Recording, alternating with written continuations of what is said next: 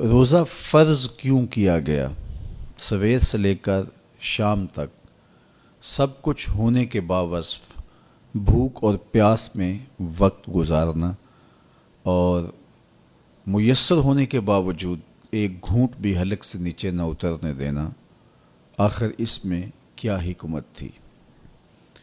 تو یہ بات اچھی طرح سے ہمیں سمجھ لینی چاہیے کہ یہ صرف کھانے پینے کو ترک کر دینا ہی نہیں ہے، بلکہ ان مقاصد جلیلہ کے حصول کے لیے روزہ رکھا جاتا ہے جو مومن کی زندگی کا مقصود ہے۔ اور اگر کوئی شخص کھانا پینا تو ترک کر دیتا ہے لیکن ان امور سے نہیں رکتا جن امور سے روکنا ان روزوں کا مقصود تھا، تو اس کا روزہ نہیں کہلاتا۔ میرے اور آپ کے آقا و مولا حضور نبی رحمت صلی اللہ علیہ وآلہ وسلم نے ارشاد فرمایا، من لم یدع قول الزور والعمل به فلیس للہ حاجۃ فی ان یدع طعامہ و شرابہ۔ جس نے جھوٹ اور اس پر عمل کرنا نہ چھوڑا، جھوٹے کام ترک نہیں کیے، اس کا بھوکا اور پیاسا رہنا اللہ کو منظور نہیں۔ اللہ کو کوئی ضرورت نہیں کہ وہ بھوک اور پیاس کاٹے۔ روزے میں تو ان امور سے بھی روک دیا گیا جو امور عام زندگی میں جائز تھے، جو مشروع تھے، مباح تھے، لیکن روزے میں ان جائز مباح امور سے بھی منع کر دیا گیا۔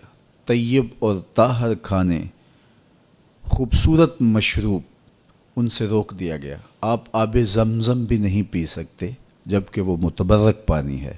شہر مدینہ میں بیٹھ کر شہر مدینہ کی پکی ہوئی کھجوریں بھی آپ نہیں لے سکتے، اس لیے کہ آپ روزے سے ہیں۔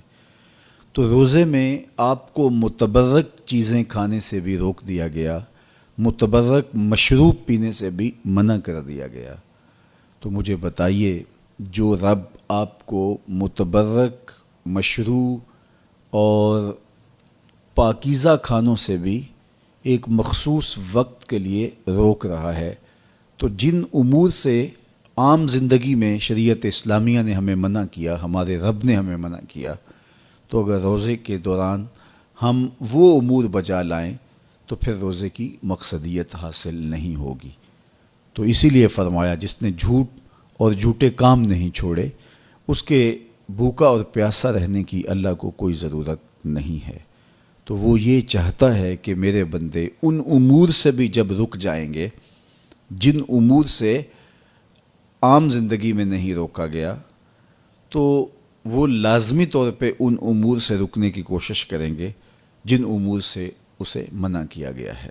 تو جب یہ چیز انسان کا فہم، انسان کی عقل اور انسان کی خرد طے کرتی ہے، تو پھر لامحالہ طور پہ رکنے کی عادت اس کے اندر تقوی کی نشأت کا ذریعہ بنتی ہے۔ آپ نے عمومی طور پہ دیکھا ہوگا کہ رمضان المبارک کا ماہ نور جب اختتام کو پہنچتا ہے، ہمارے سامنے عید کے 2-4 دن بھی یہ مشق رہتی ہے، اچانک کوئی مشروب آیا اور پینے لگے تو رک گئے، وہ کہیں ہمارا روزہ تو نہیں، لیکن پھر خیال آتا نہیں ہم روزے تو نہیں ہیں، آج تو عید کا دن ہے، تو ہم پی لیتے ہیں۔ چونکہ پورا مہینہ دن بھر ہم مشروبات سے رکے رہے اور آج بھی دن کے اجالے میں ہمیں پانی دیا گیا تو ایک دم ہمیں جھجک پیدا ہوئی، لیکن پھر ہمیں یاد آیا کہ اب روزے بیت گئے ہیں اور میں روزے سے نہیں ہوں۔ تو جو چیز جائز اور مشروع تھی، ایک وقت کے لیے اس چیز سے بھی ہم رکے تو ہماری طبیعت کے اندر یہ ملکہ پیدا ہو گیا کہ ہم اس سے رکنے کا مزاج پیدا کر لیتے ہیں۔